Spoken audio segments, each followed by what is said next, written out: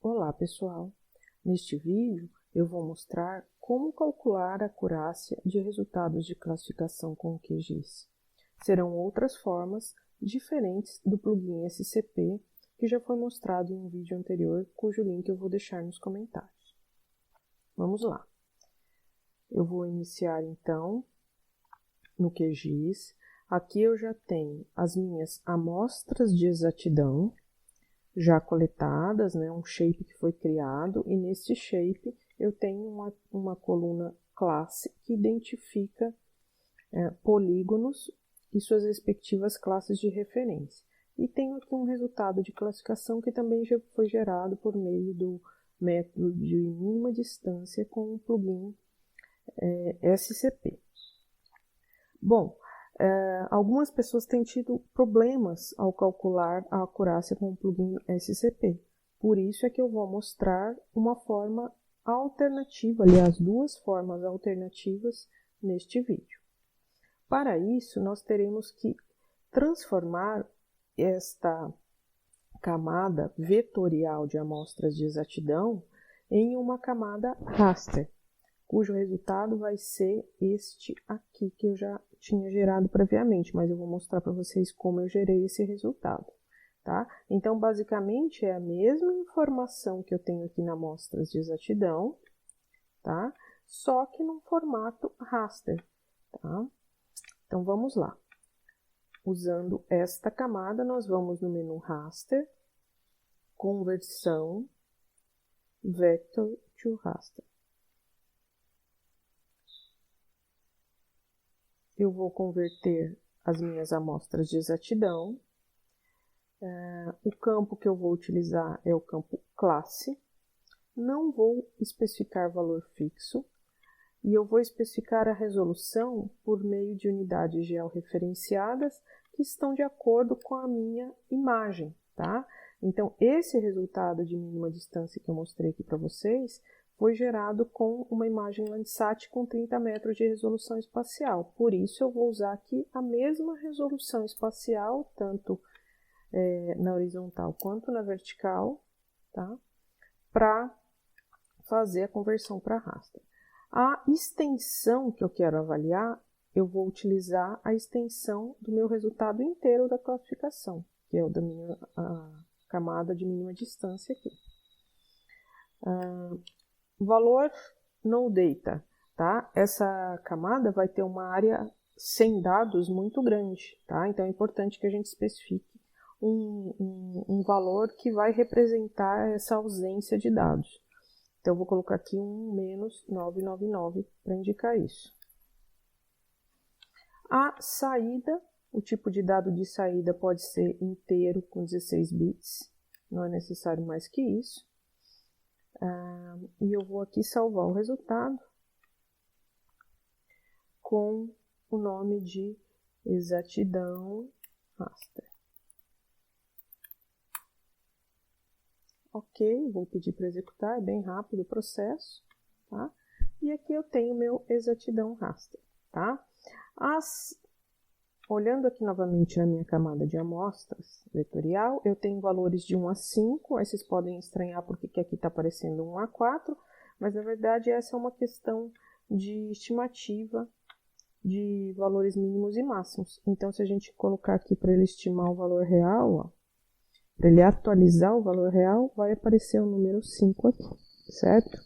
E a gente pode, inclusive, usar a mesma informação, a mesma legenda de cores do resultado da classificação aqui neste mapa, nessas classes, nessas amostras de exatidão que foram rasterizadas. Então, eu vou aqui apenas copiar o estilo, rapidamente, e aplicar aqui estilos colar, e eu tenho aqui a mesma informação. Então, agora, para cada cor, tá? Eu tenho ali a informação. Então, ó, é uma amostra de água, então ela ficou com o valor 1, da mesma forma como eu tinha lá no resultado da minha classificação. E em toda a área em branco, ó, aparece o no data, que é aquele menos 999, que ele identifica como uma área sem dados, porque é a área onde eu não tenho amostras de exatidão para serem avaliadas, certo? Então, o primeiro passo a fazer é esse. Eu vou mostrar, então, como eu disse para vocês, duas formas de se calcular a acurácia sem utilizar o plugin SCP. A primeira forma depende de um outro plugin chamado Nmapbox, tá? Eu já tenho ele instalado aqui, ó. Mas aí, se você provavelmente não tenha, você vai procurar por este nome, digitar aqui na busca Nmap, tá? Ele vai aparecer ali e você pede para instalar. No meu caso aqui já está instalado, não preciso fazer isso. A segunda forma é usando uma ferramenta, uma função do Grass que já vem acoplada ao QGIS. Então, eu vou começar usando essa opção do Nmapbox, só que eu vou acessá-la aqui via menu Processing mesmo, tá?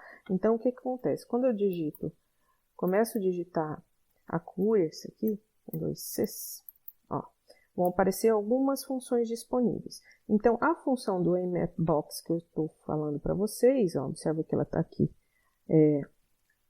como uma subcategoria, né, de avaliação da acurácia, é essa aqui, ó, Classification Performance.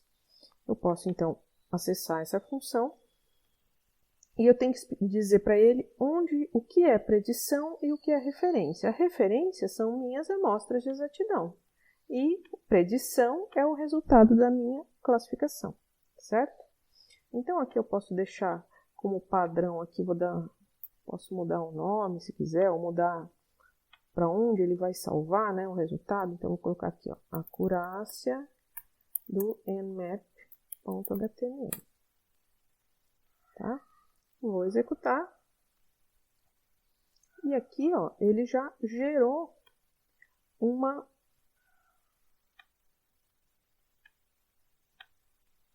arquivinho, tá? Em formato HTML com o resultado da classificação. Vamos dar uma olhada nisso aqui. Primeiro, eu tenho aqui a matriz de confusão, que a gente já estudou, né? Que representa acertos e erros, tá? Classes de referência, então, que são as amostras de exatidão, estão nas colunas e o resultado da classificação está nas linhas. E tudo que está, então, na diagonal principal representa acertos, né? O que está fora da diagonal principal representa erros. Por exemplo, aqui, esse 106 representa o número de pixels que são, de fato, da classe 4, que aqui é minha classe agricultura, mas foram classificados como a classe 2, que aqui é vegetação, tá? Então, a gente interpreta a matriz de confusão desta forma. Valores de acurácia, que é o foco desse vídeo. Então, eu tenho aqui a acurácia global, tá? De 92,76%. Tem aqui considerando o intervalo de confiança também, mas, né, não necessariamente a gente precisa trabalhar com isso. Tem a acurácia capa, que aqui deu 88,63%, e tem ainda a média da acurácia F1, né? F1 é uma acurácia muito utilizada, é uma métrica muito utilizada em algoritmos de aprendizado de máquina.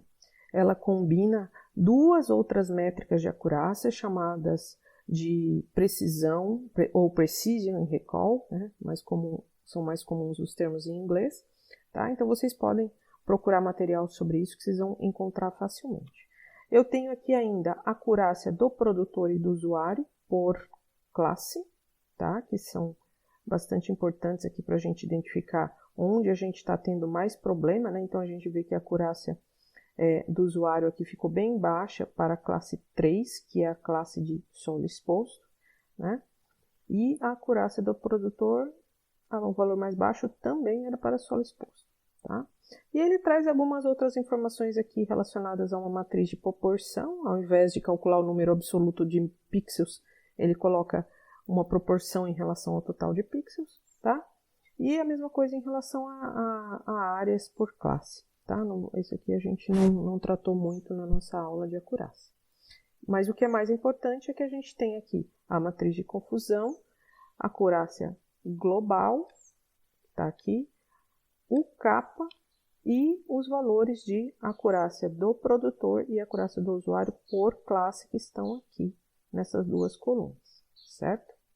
A outra forma que eu quero mostrar para vocês, tá? Quando a gente faz a procura aqui por accuracy é que a gente tem uma funçãozinha do próprio Grass, que aí eu não preciso instalar o plugin Nmap, uma função chamada r.capa, tá? Então, a gente pode acessar ela aqui. A gente tem aqui que especificar qual é a camada raster que contém o resultado da classificação. Então, é o meu MinDist. E qual contém as classes de referência, que aí sim é a camada de exatidão raster. Aqui tem só um título para o relatório que ele gera, tá? E não precisamos, a questão da extensão, se você quiser especificar a extensão aqui, né, é opcional, mas você pode especificar como a área toda do mapa classificado. E ele vai salvar um resultado aqui num arquivo externo. Vou salvar aqui como r-capa resultados.txt.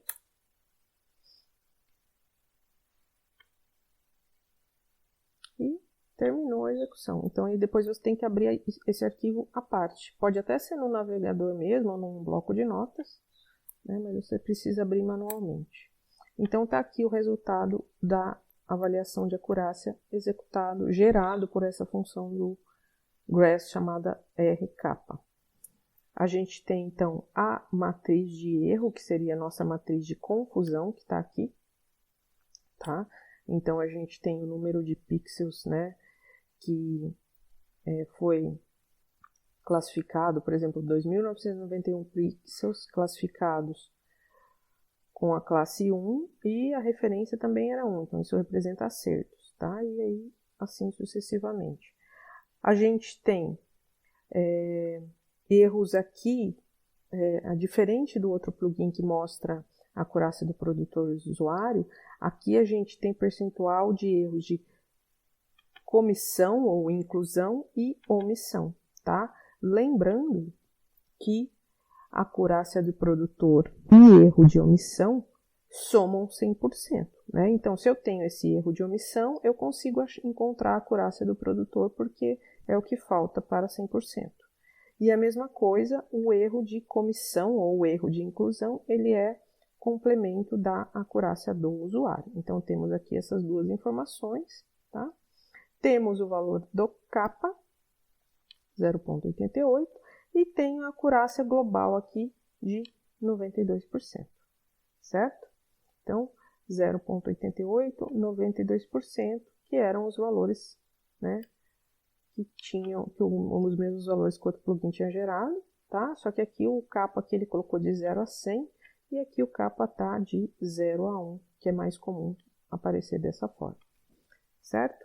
Então, o objetivo deste vídeo era este: mostrar para vocês formas de se calcular a acurácia se você estiver tendo algum probleminha para calcular essa acurácia com o plugin SCP, certo?